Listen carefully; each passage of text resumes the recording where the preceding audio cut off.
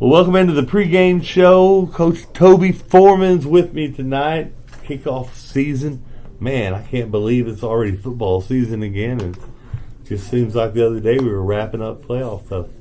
That is right. It's time, and it's that countdown clock has been rolling pretty fast since after Thanksgiving break last year, and so now we're down to two. But we're excited, and I know this time of the year everybody's 0-0. And everybody thinks they have an opportunity to go win the whole thing, and so we want to make sure that we have a good showing in this first game, kind of set the tone for the season.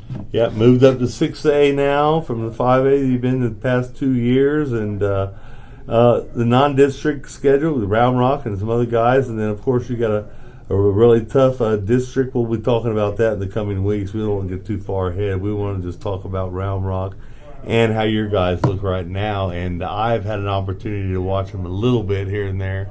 Look pretty smooth, the ones and the twos, and sometimes even the threes making some plays. How do you feel about it? Well, I feel real good about that. And, we got some guys, some experience back. We got some youth.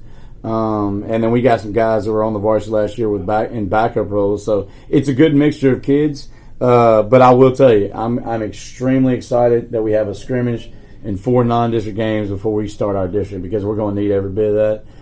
There's certain areas on the field where we're a little bit further behind than others, and when you have that many games to prepare in the non-district, you normally, if you got a good coaching staff, which I believe we do, we can rectify whatever issues we have. And I believe that Round Rock and Coach Moore do a great job, and they will exploit our weaknesses by the film that we take from this game. What kind of team are they? Who do you compare them to the teams we played the previous years? They're very San Angelo Central, Midlothian-ish. They're probably a little bit more athletic than that. I will tell you that their defensive front, which is led by Justin Lee, he's a senior, is committed to UTEP, followed very closely by number 12 defensive end, Perez Owens. Those two guys are as good as a defensive end edge combination as we're going to see in our first 10 games. I mean, those two guys right there can absolutely go. They have an extremely good front.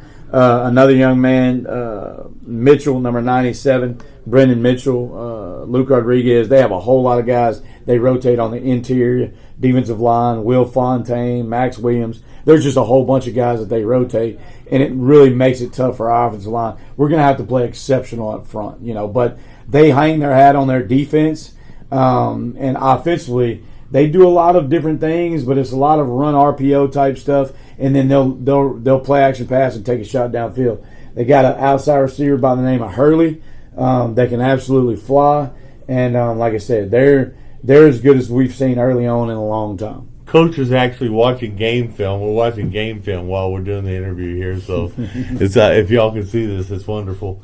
It's wonderful, and he's pulling these names off of the roster, and he knows where they play, and that's you've been watching some film for sure. Oh, no doubt. I can keep going. Elijah Johnson, senior DB, number 0. Aiden Walker, senior DB. They're both corners. One plays safety and corner. Number 1, Aiden Walker. But like I said, this will be a challenge for our offense. And I'm not knocking their offense, but defensively, in my opinion, the two defenses I believe are going to get after this thing. I think this one's going to come down to turnovers and special teams. You got healthy quarterbacks. You got to be happy about that. That's right. We got multiple healthy quarterbacks, and we're excited about that position.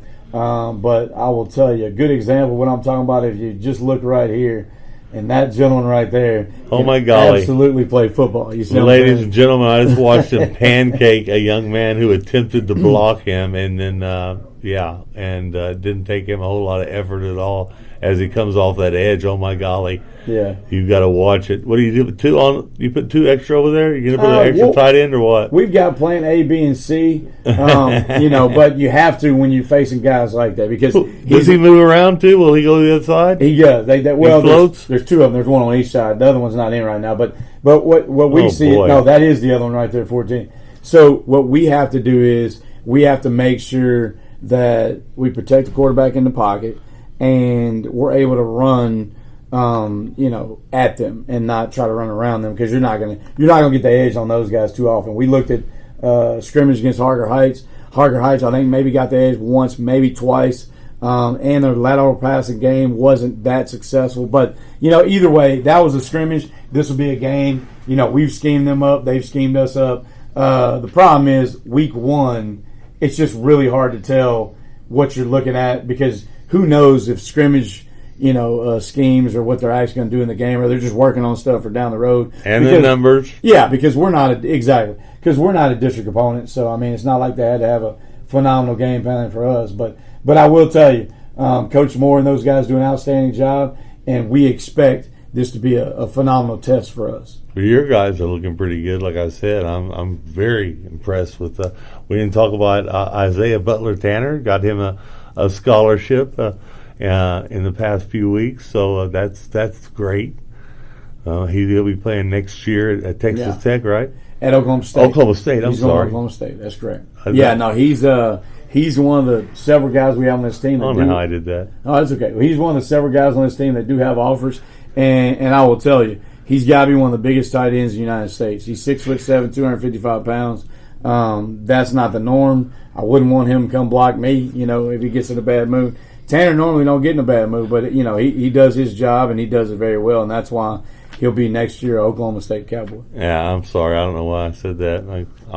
I'm actually from Oklahoma, so I don't know how I did that. I don't know how I stepped in that one though. But anyway, not only him, but you got other weapons. A wide receiver, so quick, so fast. Yeah, this is one of the overall fastest receiving corps I've ever had.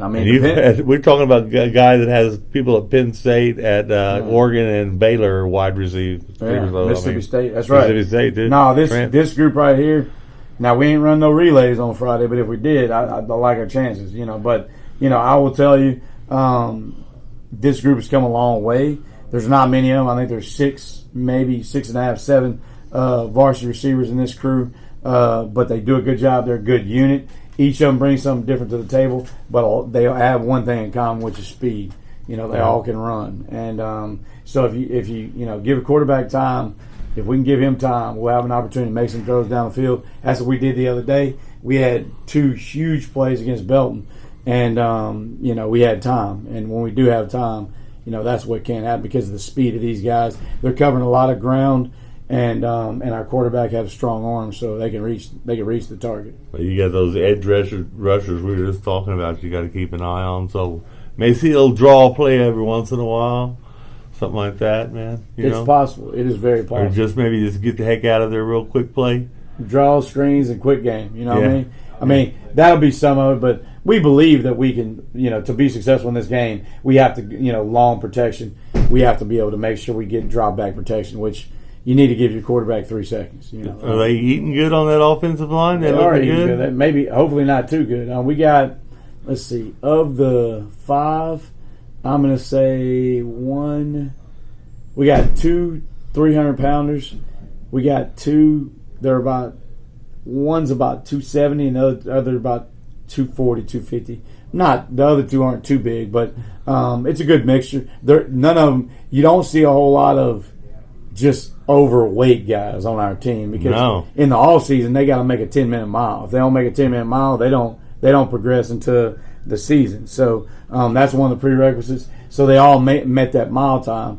But that being said, it's one thing running around that track. It's another thing to go tempo and playing in a game and where you have guys that are that are running on a 10 to 12 to 14 play drive and you're trying to hurry them up and whatnot. So all that said, these games still come down to who blocks and tackles the best and who don't and who does turn the ball over. All right, we'll have fun down at the Rock and come back with a victory. All right, Bubba? I appreciate that. And for those fans now, this game's going to be played at Dragon Stadium, which is at Round Rock High School. It's 7:30, not 7 o'clock. There's been some misinformation out there. We'd love to have you come out and support these young people on Friday. And as always, go Grey Wolves. You are watching I-14 Sports Network.